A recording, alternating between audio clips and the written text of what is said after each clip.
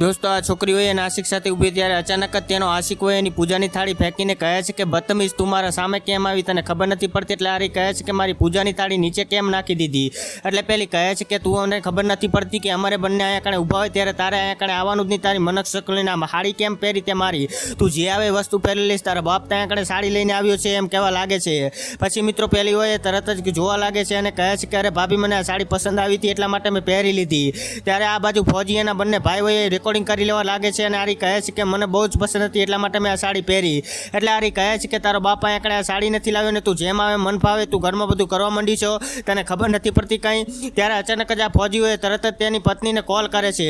પછી મિત્રો એની પત્ની કહે છે કે તારા ભાઈનો કોલ આવ્યો, કંઈ પણ બોલી તો તને માર નાખે, એટલે બોલો એટલે કહે છે કે બોલો। ત્યારે પેલો કહે છે કે શું કરે છે? ત્યારે પેલી કહે છે કે કાંઈ નહીં। ત્યારે પેલો કહે છે કે મારી બેન શું કરે છે?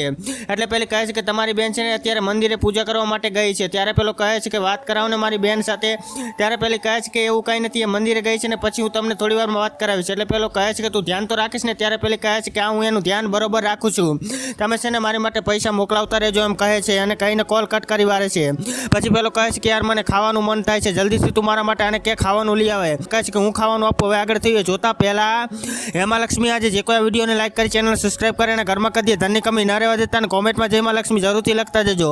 લાસ્ટ મિત્રો એવું થાય છે કે પહેલાં બંને હોય આની ઉપર ગુસ્સે થઈ જાય છે અને ગુસ્સે થઈને પછી ઘરની બહાર કાઢી મૂકે છે।